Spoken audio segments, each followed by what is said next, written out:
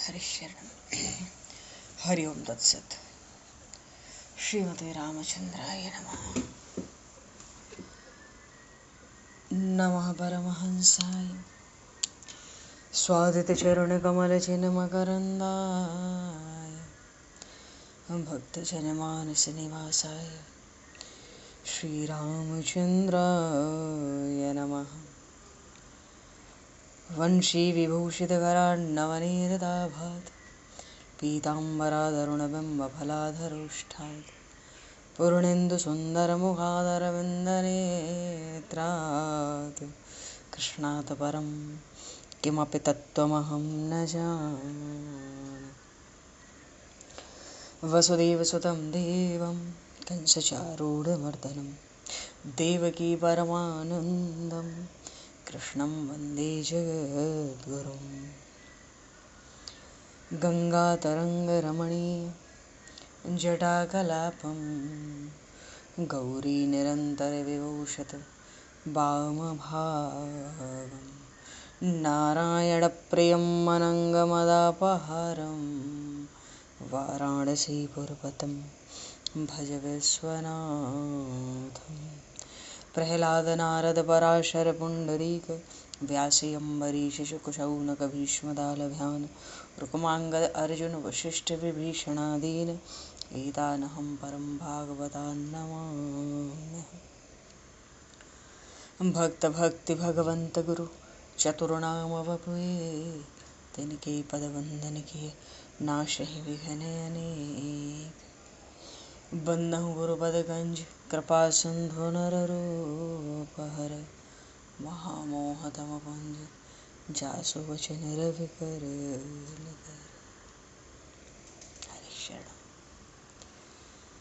गोविंद जय जय गोपाल जय जय गोविंद जय जय गोपाल जय जय राधारमण हरि गोविंद जय जय राधारमण हरि गोविंद जय जय।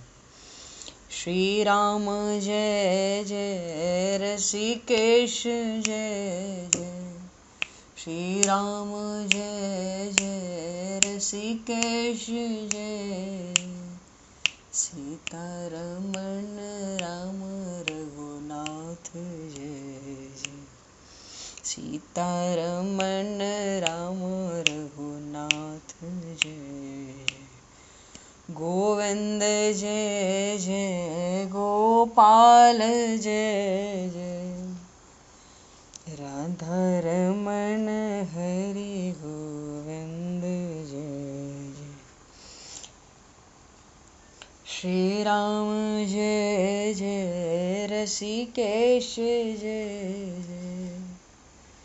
सीतारमण राम रघुनाथ जय जय राधारमण हरि गोविंद जय जय सीतारमण राम रघुनाथ जय जय।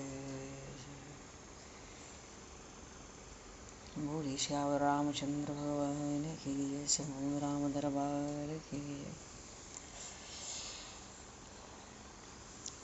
श्री राधे कृष्णचंद्र भगवान की जय। श्री भागे बहरलाल की जय। श्री वृंदावन प्रेम धाम की जय। श्री पंडरीनाथ भगवान की जय। सब संतन की जय, सब भक्तन की जय, समस्त वैष्णवन की जय, समस्त पूर्वाचार्य चरणन की जय, समस्त संप्रदाचार्यन की जय। श्री सद्गुरुदेव भगवान की जय। गंगा मैया की जय, जमुना मैया की जय, सरजू मैया की जय, गौ माता की जय, तुलसी माता की जय, पृथ्वी माता की जय, काशी महारानी की जय। जय जय श्री सीताराम, जय जय श्री राधे श्याम। नमः पार्वती पतये हर हर महादेव।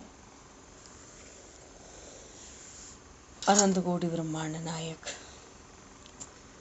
सर्वेश्वर पूर्ण परात्पर ब्रह्म असंख्य कल्याण गुणगण निलय भक्त वांछा कल्पतरु शरणागत वत्सल भक्त वत्सल दीनबंधु दया सिंधु यदुवंश में अवतंस लीला पुरुषोत्तम योगेश्वर भगवान श्री कृष्ण की महती कृपा करुणा से एवं महापुरुषों की भावमयी सन्निधि में, साथ ही आप सभी श्रद्धालु भक्त वैष्णवों की मंगल सन्निधि में, मानव जीवन का सर्वोत्कृष्ट फल भागवत गुणगान, भगवत गुण चिंतन का आनंद हम सभी आज से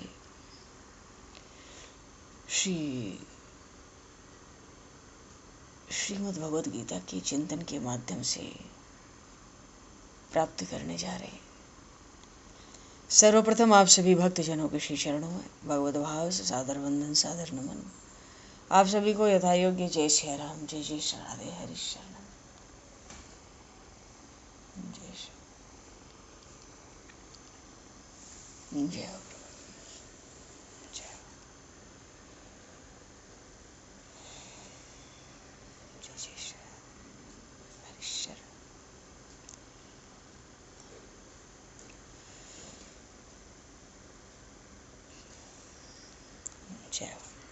श्री कृष्ण गोविंद हरे मुरारे, हे नाथ नारायण वासुदेव,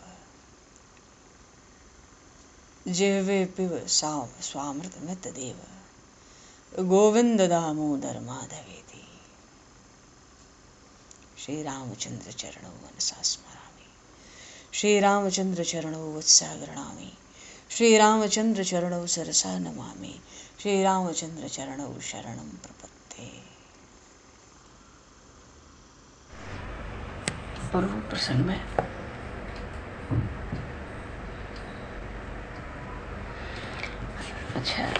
भगवान 7वें अध्याय में ज्ञान विज्ञान योग आरंभ किए कि अर्जुन मुझ में मन लगा, मेरे आश्रित हो जा, मेरी शरण में आ जा। प्रसंग अभी चला ही था, अर्जुन जी ने प्रश्न कर दिए तो 8वां अध्याय हुआ। पर भगवान का ज्ञान विज्ञान योग 7वें अध्याय में पूरा तो हुआ नहीं था, बहुत कम श्लोक हैं 7वें अध्याय में। 9वें में भगवान ने फिर अपने से ज्ञान विज्ञान योग आरंभ किया।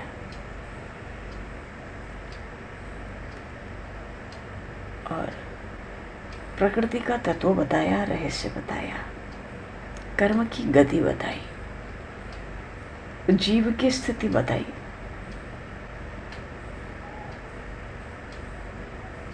मानो सब कुछ भगवान का संकल्प ही है, जो अनंत विश्व सृष्टि है, ये भगवान ने स्पष्ट कर दिया।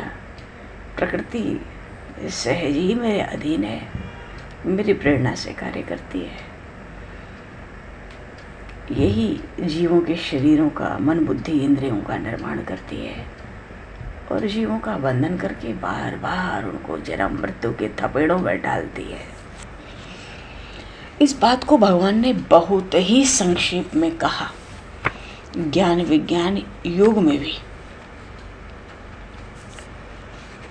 मानो ज्ञान विज्ञान योग में लगभग 35 श्लोक होंगे और उस 35 श्लोकों में भी भगवान ने ज्ञान विज्ञान योग जो प्रकृति के तत्व से बताना था, समझाना था भक्तराज अर्जुन को,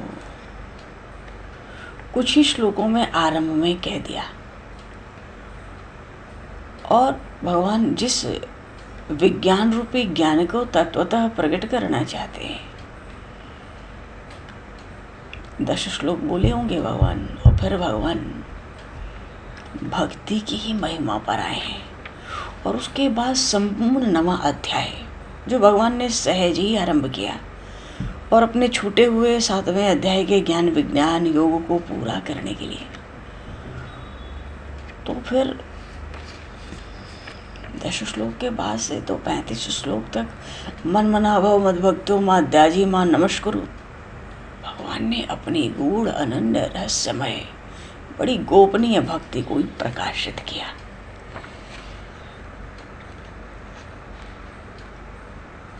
संपूर्ण गीता जी को थोड़ा देखने से मालूम पड़ता है कि इसमें भक्ति की ही विशेषता है।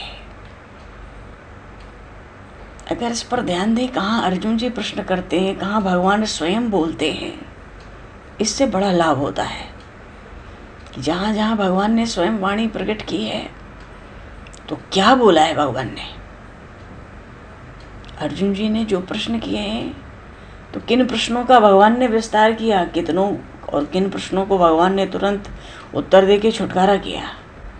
भगवान भी सार सार बात ही करना चाहते हैं। समय कहाँ है कुरुक्षेत्र की उस युद्ध भूमि में कि किसी भी प्रसंग का विषय का विस्तार हो। अच्छा जी, पूर्व प्रसंग में प्रसंग चल रहे थे।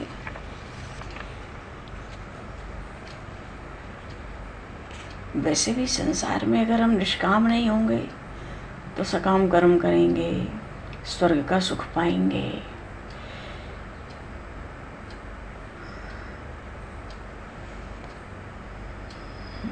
वहाँ अमरत्व का सिंहासन है, बैठने के लिए ऐरावत है, अमरावती नाम की राजधानी है। वो स्वर्गलोक महासिद्धियों के भंडार हैं। वहाँ अमृत के कुंड हैं, झुंड के झुंड कामधेनु, सेवा के लिए कितने सब देवता। पूरी धरती ही मानो स्वर्ग की चिंतामणि के फर्श की बनी हो। ऐसा गंधर्वों का गान, रंभा जैसी अप्सराओं के नृत्य, उर्वशी जैसी विलासिनी स्त्रियां वहाँ मिलती हैं। शयन कक्ष में तो मदन कामदेव ही सेवा करता है। मानो ऐसा पुण्य से यही सब तो मिलता है जब तक पुण्य गांठ में है।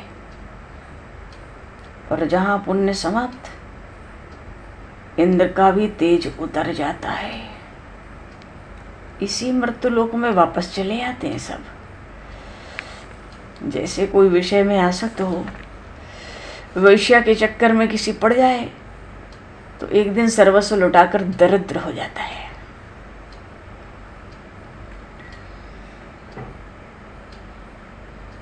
स्वप्न में धन दौलत का खजाना देख लेना, चाहे कोई कितना बड़ा वेदज्ञ क्यों ना हो। भगवान कहते हैं जब तक मेरा नित्य स्वरूप नहीं जानता उसका संपूर्ण जीवन बेकार है। भगवान का शाश्वत स्वरूप का ज्ञान न हो तो सारे वेदोक्त धर्म निष्फल होते हैं, ये भगवान ने कहा है। इसलिए भगवान कहते हैं इन सकाम और पुण्य कर्मों के, सत्कर्मों के चक्कर में मत पड़ो। अनन्याश्चिन्तयन्तो माम, अनन्य चित्त होकर निरंतर मेरा चिंतन, नाम, ध्यान, स्मरण, कीर्तन, भजन, कथा श्रवण, मेरी ही भक्ति के मार्ग पर आरूढ़ रहो। फिर तो तुम्हारा योग क्षेम सब मैं वहन करूंगा। नेत्रों से मेरा दर्शन करो, कान से मेरे विषय का श्रवण करो, मन सिर्फ मेरे चिंतन में लगाओ, वाणी से मेरे ही गुण का गान करो। और नहीं तो देवताओं को पूजोगे तो उनको प्राप्त होगे, पितरों को पूजोगे तो उनको प्राप्त हो जाओगे, भूत प्रेतों को पूजोगे, तारण वारण तंत्र मंत्र में लगोगे तो उनको प्राप्त हो जाओगे। मुझ में लगोगे तो निस्संदेह मुझे प्राप्त हो गए। भूतानि यान्ति भूतेज्या यान्ति माद्यो जनोपमाम। और भक्त तो पत्रम पुष्पम फलम तोयम ये में भक्त्या प्रयच्छति। प्रेम से पत्र पुष्प फल कुछ भी दे, अमृत के समान मानकर उसको पाकर मैं संतुष्ट होता हूँ। अनन्य भाव से जब भक्त मुझे कुछ भी अर्पित करते हैं, एक बूंद जल भी बड़ा मुझे आनंद और संतोष देता है। फिर मुट्ठी भर चावलों की और साग की क्या पूछना है। तो देखो अर्जुन, अगर तुम इस भक्ति को पाना चाहते हो ना तो अपने मन मंदिर से कभी भी मुझे भुलाना नहीं। शुभाशुभ फलैरेवं मोक्षते कर्म बंधनैः संन्यास योग युक्तात्मा विमुक्तो मामुपैष्यसि। यहाँ भगवान ने संन्यास युक्त कर्म योग का स्मरण किया। संन्यास योग युक्तात्मा विमुक्तो मामुपैष्यसि। तो तो संन्यास युक्त कर्म योग क्या है? भक्ति के बीच में ही भगवान ने इसका स्मरण किया। भक्ति तो ये कि जो जो क्रिया करो सब मुझे, मेरे उद्देश्य से करो, मुझे समर्पित करते चलो। हाँ, उसके समर्पण में अहंकार का दोष नहीं लाना। संन्यास युक्त कर्म योग क्या है? भगवान चाहते सब कर्म मुझे अर्पित करोगे तो उस कर्म का फल नहीं होगा। फल के बंधन में कर्तापन से भी तुम नहीं बंधोगे, क्योंकि जब शेष कर्म थोड़े भी बच जाते हैं ना, जो भगवान को अर्पित नहीं होते, तो वो कर्म फल उत्पन्न करते हैं सुख दुख के रूप में। और जब कर्म फल उत्पन्न करेगा तो उसको कोई भोगेगा ना भाई। तो जीव को कोई न कोई शरीर धारण करना पड़ता है उसको भोगने के लिए। तो सारे कर्म पूर्ण रूप से मुझे समर्पित कर दिए जाएं तो जीवन और मृत्यु का सारा चक्कर ही समाप्त हो जाता है। शुभाशुभ फलैरेवं मोक्षते कर्म बंधने। तो इसलिए जो संन्यास युक्त कर्म योग है, मानो भक्ति जो नहीं कर सकता, अनन्य चिंतन नहीं करेगा प्रभु का, तो भाई संन्यास युक्त कर्म योग करो। सब कर्म का कर्तापन सब भगवान को अर्पित। तो अगर संन्यास युक्त कर्मयोग, ये कर्मयोग की जो रीति है ये संन्यास युक्त कही गई, क्योंकि इसमें कर्मों से संन्यास ही हो जाता है, तो फिर देह के बंधन में नहीं पड़ोगे, सुख दुख के समुद्र में डुबकी नहीं लगाओगे। इस सुगम मार्ग से भी चलोगे तो प्रसन्नता पूर्वक मेरे आनंदमय स्वरूप में मिलकर रहोगे। समोहम सर्वभूतेषु, भगवान कह रहे हैं, ये भजन्ति तू माम भक्त्या मयि ते तेषु चाप्यहम्। ऐसी सुंदर बात भगवान करते हैं। कहते हैं सब प्राणियों में समान रूप से रहता हूँ।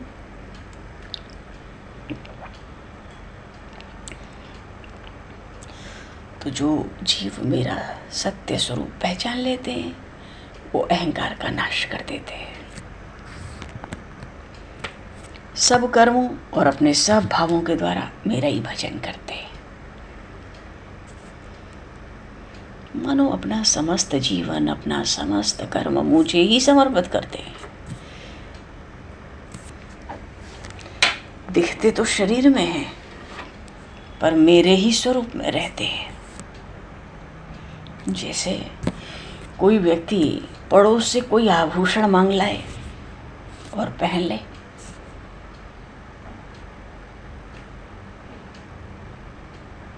तो मांग के लाता है आभूषण, पहन लेता है, उसके अंदर ये भाव नहीं रहता कि ये मेरा है।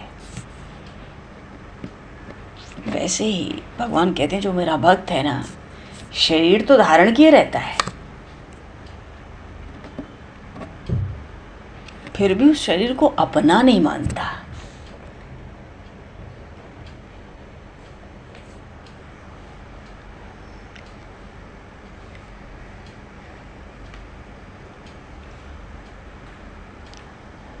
मानो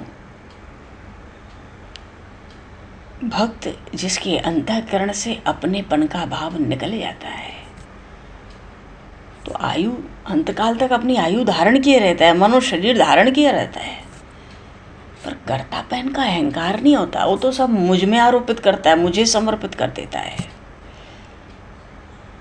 और क्या कहूँ, अपि चेत्सु दुराचारो भजते माम अनन्य भाग साधुरेव समन्तव्यः सम्यग् व्यवसितो हि सः क्षिप्रं भवति धर्मात्मा शाश्वत शांति निगच्छति कौन्तेय प्रतिजानहि न मे भक्तः प्रणश्यति।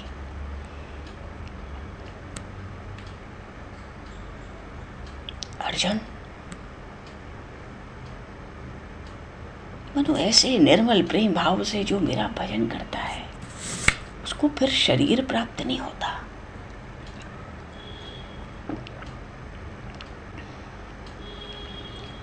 अब कोई कहे भाई ये तो भक्त है, बड़ा दुराचारी था, हम जानते हैं, तो प्रभु कहते हैं फिर भी ये बात नहीं भूलनी चाहिए कि जब उसके देह का अंत होगा तो उससे पहले ही या उस समय वो भक्ति के चबूतरे पर चढ़ चुका होता है। क्योंकि शरीर पात होने के समय,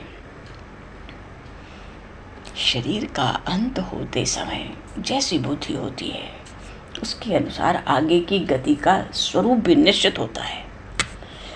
तो अंत काल में भी जो अपना जीवन भक्ति के हाथ में सौंप देता है, अब वो पहले चाहे दुराचारी भी रहा हो, पर अब वह अपनी भक्ति के बल से सर्वश्रेष्ठ ही गिना जाएगा, गिना जाना चाहिए। प्रभु कह रहे साधुरेव समंतव्य सम्यक व्यवसितो ही सा। अब कोई एक बार बाढ़ आवे, डूब जाए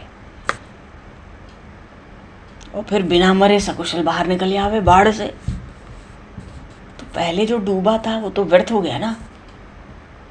ऐसे ही भगवान कहते हैं जब देह का अवसान का काल आता है, अंत समय, उसमें भी व्यक्ति यदि भक्ति को ग्रहण कर ले तो उसके पूर्व के सब पाप मिट जाते हैं। इसलिए कोई व्यक्ति किसी समय दुराचारी भी रहा हो पर पश्चाताप के तीर्थ में नहा ले, शुद्ध मन से मेरे स्वरूप में समा जाए, उसका कुल पवित्र ही समझना चाहिए। उसकी कुलीनता निर्मल है, उसका जन्म सार्थक हुआ। अब तो उसने सब विद्याओं को पढ़ लिया, सब तप कर चुका है, अरे अष्टांग योग का भी अभ्यास कर लिया। जिसके चित्त में मेरा अखंड अनुराग उत्पन्न हो जाता है, भगवान कहते हैं वो तो पूरी तरह से सब कर्मों से पार हो जाता है, कर्मातीत।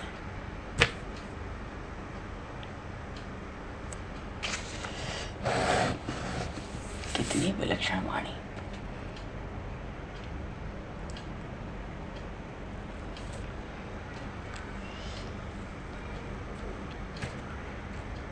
क्षिप्रम भवति धर्मात्मा।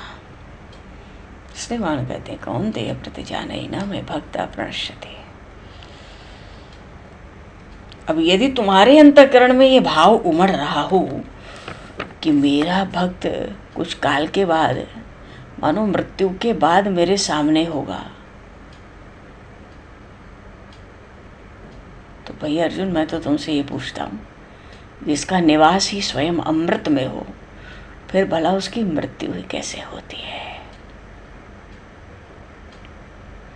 प्रभु कहते ये मत समझना मेरा भक्त मृत्यु के बाद मुझे पाता है, वो तो भक्ति के साथ ही मुझे पा लेता है।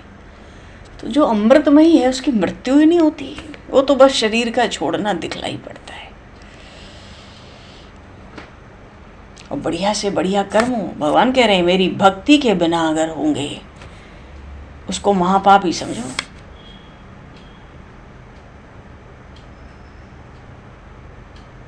तो जिसके चित्त की वृत्ति को मेरी सन्निधि मिल जाती है वो मेरे स्वरूप को प्राप्त होता है।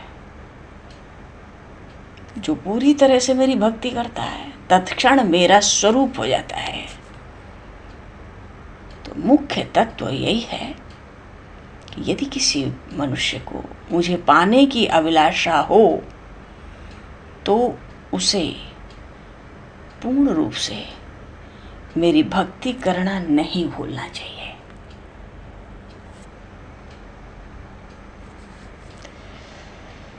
अपने कुल की शुद्धता के पीछे नहीं दौड़ना, अपने कुल का बखान नहीं करना, ज्ञान का मिथ्या अभिमान नहीं करना, रूप लावण्य तारुण्य इन सबसे मतवाले मत होना, अपने संपत्ति का गर्व न करना। क्योंकि अगर मेरी भक्ति नहीं हुई तो ये सारी बातें व्यर्थ साबित हो जाती हैं। जैसे शरीर के सब अंग प्रत्यंग हों,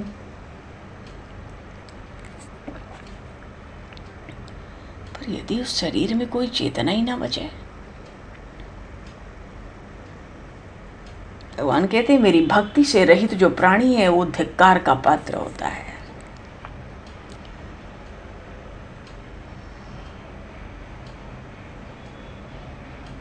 तो जो भक्ति के बिना जीवन धारण करते हैं ऐसे व्यक्ति और पृथ्वी पर पड़े पत्थरों में ज्यादा अंतर नहीं होता।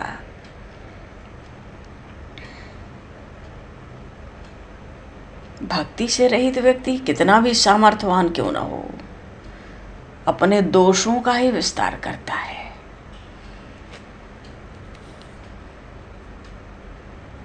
पर भक्ति पूर्वक जो मेरा स्मरण करते हैं,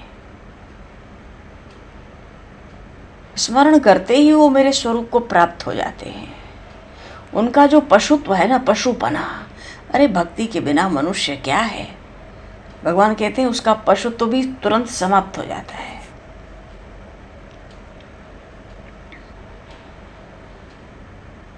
माम ही पार्थ व्यपाश्रित्य ये पिस्यु पापयोनयः। मानो कोई ऐसा मनुष्य हो, उसका नाम लेना भी निंदा के योग्य हो, बड़ी अधम जाति का हो, अधम जाति, बड़ी नीच जाति, पाप योनि में जिसका जन्म हो, ज्ञान के नाम पे जो केवल पत्थर हो, फिर भी जिसमें मेरे प्रति कूट कूट कर भक्ति भरी है, जिसकी वाणी निरंतर मेरा ही गुणगान करती है, जिसकी दृष्टि हर जगह मेरा ही स्वरूप देखती है,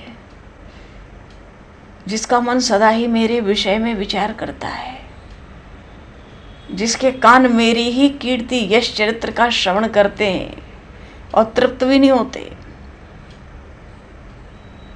जो अपने शरीर को मेरी सेवा में लगा देते हैं, ऐसा लगाते हैं विषय का कोई ख्याल नहीं रहता संसार के, जो सिर्फ मुझे ही जानता है। और ये सब बातें उसमें ना हो तो अपने जीवन को मरण तुल्य जानता है। मानो जिसने अपनी समस्त वृत्तियों से जीवन के लिए एकमात्र भगवान को ही अपना आश्रय बना रखा है। अब भले वो विद्याहीन हो, पर वो मुझसे तिल भर भी कम नहीं होगा। अब मेरा भक्त था प्रहलाद, तुम जानते हो दैत्य कुल में था। उसकी पावन भक्ति ने मुझे नरसिंह रूप धारण करने के लिए विवश किया था। देवराज इंद्र भी उसकी बराबरी नहीं कर सके। कहने का भाव है, भगवान तो कहते हैं भाई यहां सिर्फ भक्ति काम आती है। भक्त का हृदय जब मेरे प्रेम से उसका मन बुद्धि लबालब भर जाता है, क्या पूछ रहा है? वास्तविक धन्यता तो भगवान कहते हैं मेरी सच्ची भक्ति है।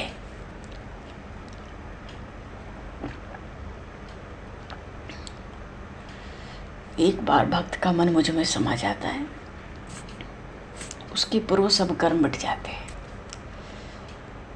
जिससे छोटे बड़े नाले तभी तक नाले होते ना जब तक गंगा में ना मिल जाए। गंगा में मिलके तो गंगा रूप हो गए। मानो किसी भी बहाने से चित्त का एक बार भी भगवान कहते हैं मेरे स्वरूप में प्रवेश हो जाए, वो मेरा ही रूप हो जाता है।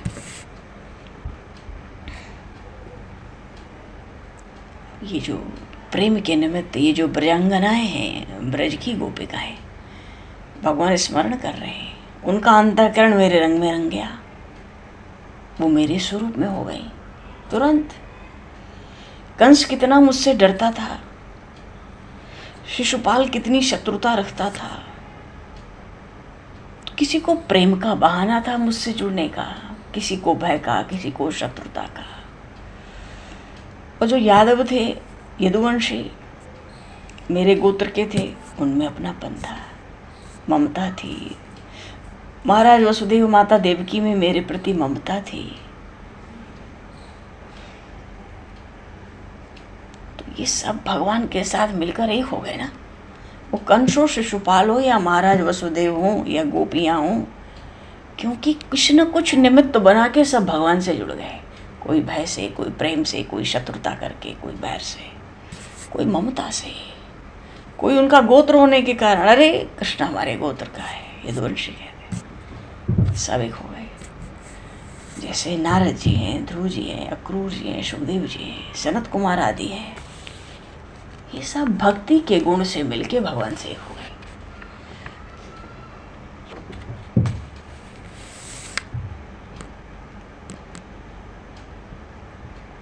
भगवान ही सबका अंतिम ध्येय है।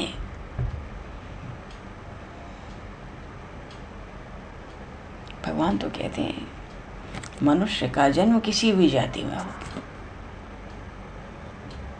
अब वो चाहे मेरी भक्ति करे या मुझसे विरोध करे,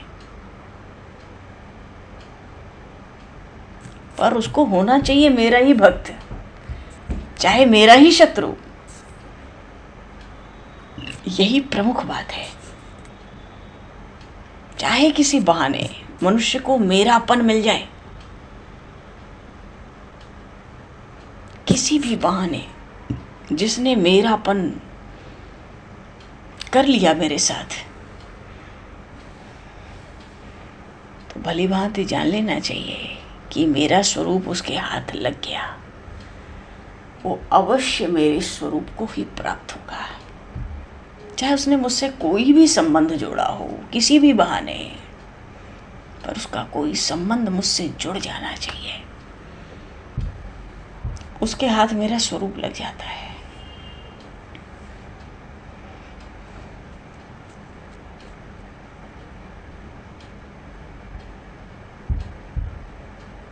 जिससे भगवान कहते हैं भाई पापियों नहीं हो, चाहे वैश्य शूद्र हो या अधमाधम कोई स्त्री जाति में ऐसी हो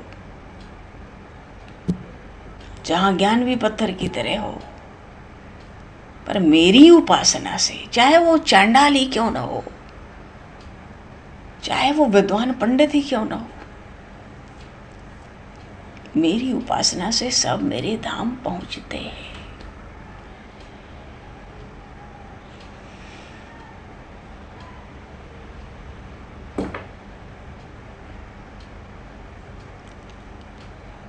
ऐसी विलक्षण भगवान भक्ति की महिमा का गान कर रहे हैं।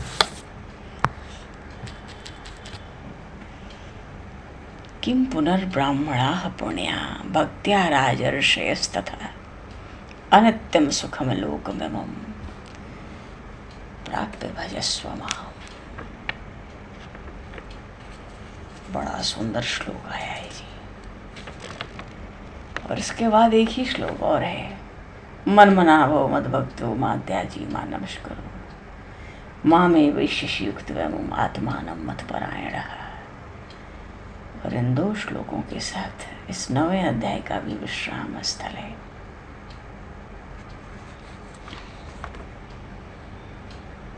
तो आगे प्रसंग है, अनित्यम सुखम लोकमिमं प्राप्य भजस्व माम्।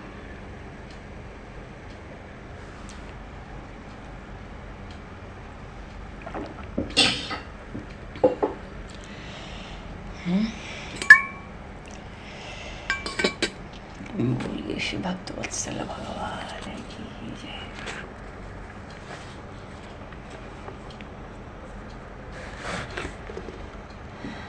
लीला पुरुषोत्तम, प्रेम पुरुषोत्तम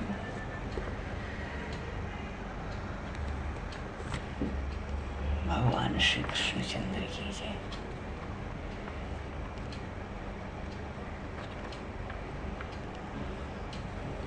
भक्त राज अर्जुन जी महाराज की जय। श्रीमद् भगवद गीता जी की जय। सब संतन की जय, सब भक्तन की जय, सद्गुरुदेव भगवान की जय। अब ये 2 श्लोक आगे के प्रसंग में और फिर 10वां अध्याय भी। बस आज इतना ही। समय को दृष्टगत करते हुए आज यही पर वाणी को विराम। वाक्य पुष्पांजलि प्रभु के श्री चरणों में सादर समर्पित। आप सभी को भी यथा योग्य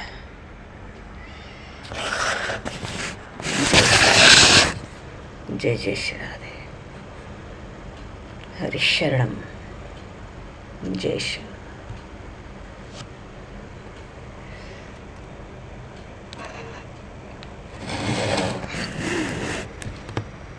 नाथ सीताराम।